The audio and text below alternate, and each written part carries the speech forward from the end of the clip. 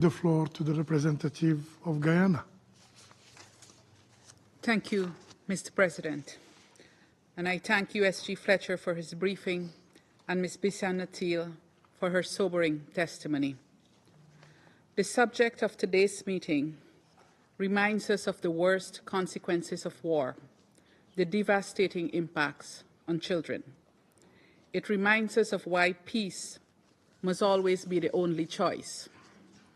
Over the past 15 months, we, the members of this Council, and indeed the entire world, have watched the children in Gaza bear the brunt of war that no child should ever experience.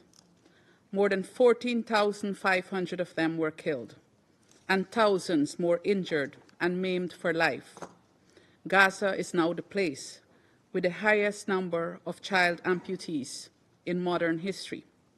Children lost limbs, suffered severe burns, and their fragile bones were broken and crushed as Israeli airstrikes and bombs destroyed their homes, the places where they played, and ravaged all the spaces where they sought shelter, in gross violation of international law. Many lost their parents, their siblings, and other beloved family members.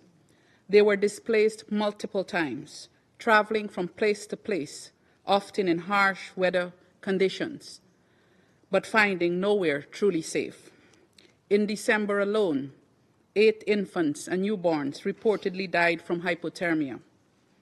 It is reported that more than 30,000 children were orphaned and nearly 1 million displaced from their homes. In this unrelenting war, children in Gaza were denied access to water and food and suffered malnutrition, with famine a real risk for many. In the absence of basic sanitation, thousands fell sick, suffering from preventable diseases with no recourse to health care, as hospital after hospital was bombed and medical personnel attacked and terrorized. Previously eradicated diseases such as polio re-emerged as vaccination programs fell behind. Schools in Gaza were not spared by Israel's weapons. They were reduced to rubble, erasing the hopes, dreams, and educational aspirations of the students. UNICEF reports that 95% of Gaza's school buildings have been damaged or destroyed. With the acquired ability to identify the various types of weaponry used through the ominous sounds of war, children in Gaza have witnessed the worst atrocities and endured tremendous suffering. The trauma and scars of the past months on their bodies and minds will endure for their lifetime. Mr. President, Guyana welcomes the current ceasefire, which offers much-needed reprieve for the people of Gaza, particularly the children. We urge all parties to work assiduously to ensure that it holds and that it becomes permanent. The protection of children in Gaza must be a priority during the implementation of the ceasefire. They must have shelter, the necessary humanitarian aid and health care, including psychosocial support. Access to education must return as soon as possible, with attention paid to explosive ordnance clearance and risk education to ensure their safety. Mr. President, the ordeal of Gaza's children is far from over. Families are returning to new horrors in their communities, discovering flattened or gutted homes and pulling decayed bodies from the rubble. The reconstruction and rehabilitation process will be long, expensive, and arduous, requiring the collective support and resources of the international community. Crucial to these efforts is the continued functioning of UNRWA. It has been emphasized in numerous briefings to this Council that UNRWA is the only agency in Gaza with the capacity and reach to provide a wide range of support needed by civilians in Gaza.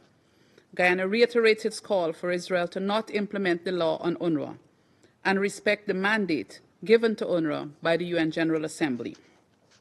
We thank all UN agencies, including UNRWA, and the numerous NGOs for their indefatigable efforts in providing life-saving support to children in Gaza, never giving up, even in the most difficult circumstances.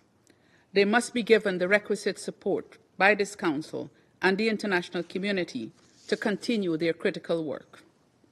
Mr. President, it is necessary to touch on another issue as we discuss today's subject, that of accountability, which was also mentioned by USG Fletcher.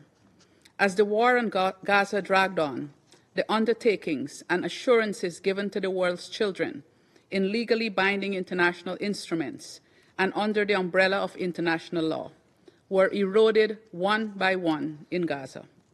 This Council, in Resolution 1261 and subsequent Children in Armed Conflict resolutions, was united in identifying 6 grave violations against children in situations of armed conflict, calling on parties to ensure the protection of children and for accountability for violations.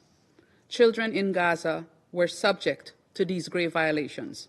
There has been blatant disregard for international humanitarian law and widespread human rights abuses. Guyana is of the firm view that impunity and the failure to hold perpetrators of grave violations against children accountable are contributing to the increase in such violations worldwide. Those in breach must be held accountable. This Council must be consistent and united in demanding that all parties to conflicts adhere to their obligations under international law to protect children. The children in Gaza deserve no less. In closing, Mr. President, I reiterate that peaceful resolution of conflicts remains the best and only real protection for children. We must, therefore, spare no effort to end this conflict. I thank you. I thank the representative of Guyana.